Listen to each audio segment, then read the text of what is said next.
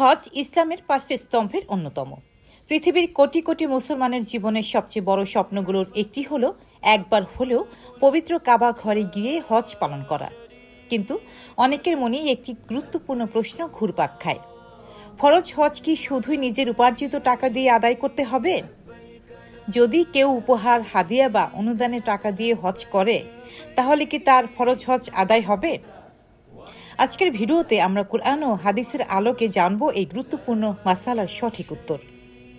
ভাবুন, একজন মানুষ বহু বছর ধরে হজে যাওয়ার স্বপ্ন দেখছেন, কিন্তু আর্থিক সামর্থ্য না থাকায় তিনি যেতে পারছেন না। এমন সময় কোনো আত্মীয়, বন্ধু, সন্তান অথবা কোনো প্রতিষ্ঠান তাকে হজের খরচ উপহার হিসেবে দিল। এখন প্রশ্ন হলো, এই টাকায় হজ করলে কি আল্লাহর কাছে তার ফরজ হজ গ্রহণযোগ্য হবে?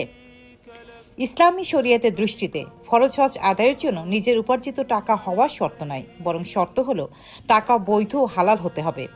কেউ যদি বৈধভাবে পাওয়া হাদিয়া, উপহার, অনুদান বা সহযোগিতার টাকা দিয়ে হজ পালন করে, তাহলে তার ফরজ হজ আদায় হয়ে যাবে।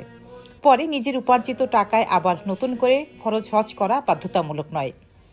অনেক সময় দেখা গেছে বাবা মা সন্তানের জন্য হজের ব্যবস্থা করেন, আবার কোনো ধনী ব্যক্তি গরিব আত্মীয়কে হজে পাঠান। কোনো কোনো রাষ্ট্র বা ইসলামিক প্রতিষ্ঠানও বিশেষ ব্যবস্থায় মানুষকে হজের সুযোগ দেয়। এসব ক্ষেত্রে হজ সম্পূর্ণ সহি ও গ্রহণযোগ্য, কারণ ইসলামে গুরুত্বপূর্ণ হলো আল্লাহর সন্তুষ্টির উদ্দেশ্যে হজ পালন করা।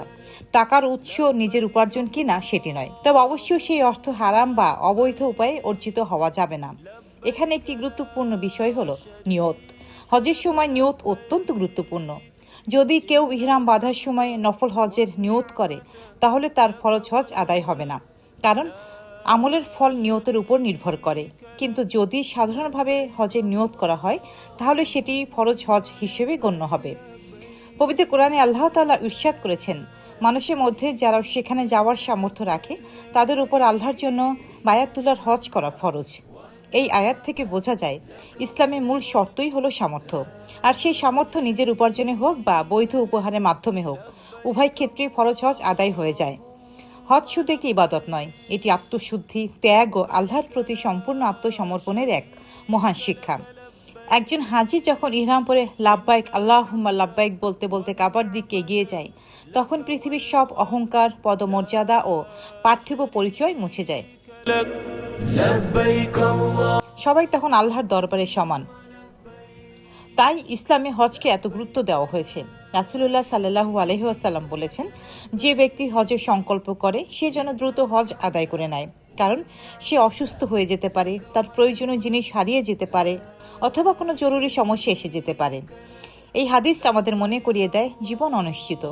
আজ সামর্থ্য আছে তো কাল নাও থাকতে পারে, তাই সামর্থ্য অর্জনের পর অযথা হজ বিলম্ব করা উচিত নয়। আরেক হাদিসে এসেছে, আল্লাহ তাআলা বলেন, আমি যার শরীর সুস্থ রেখেছি এবং রিজিক প্রশস্ত করেছি, সে যদি 5 বছর পার হওয়ার পরেও আমার ঘরে হজ করতে না আসে, তবে সে বঞ্চিত। ভাবুন, কত বড় সৌভাগ্যের বিষয়। আল্লাহ নিজ ঘরে বান্দাকে ডাকছেন, তাই এই সুযোগকে অবহেলা করা উচিত নয়। আর একটি ভয়াবহ সতর্ক বার্তা এসেছে হাদিসে। রাসূলুল্লাহ সাল্লাল্লাহু আলাইহি ওয়াসাল্লাম বলেছেন, যার সামনে কোনো বড় বাধা ছিল না, তবুও সে হজ না করে মারা গেল, সে চাইলে ইহুদি হয়ে মরুক অথবা খ্রিস্টান হয়ে মরুক। এই হাদিসের মাধ্যমে হজের গুরুত্ব কতটা তা স্পষ্টভাবে বোঝা যায়। তাই আমাদের প্রত্যেকের উচিত, যদি আল্লাহ সামর্থ্য দেন, তাহলে যত দ্রুত সম্ভব হজ পালনের প্রস্তুতি নেওয়া। আর যদি কেউ উপহার, হাদিয়া বা অনুদানের মাধ্যমে হজে যাওয়ার সুযোগ পান, তাহলে সেটিকে আল্লাহর বিশেষ রহমত হিসেবে গ্রহণ করা। মনে রাখবেন, আল্লাহ মানুষের নিয়ত, আন্তরিকতা ও তাকওয়া দেখেন। টাকা নিজের হোক বা বৈধ উপহার, যদি আল্লাহর সন্তুষ্টির জন্য হজ আদায় করা হয়, তাহলে সে ফরজ হজ ইনশাআল্লাহ পূর্ণভাবে আদায় হয়ে যাবে। আল্লাহ আমাদের সবাইকে হজ করার তৌফিক দান করুন, আমিন।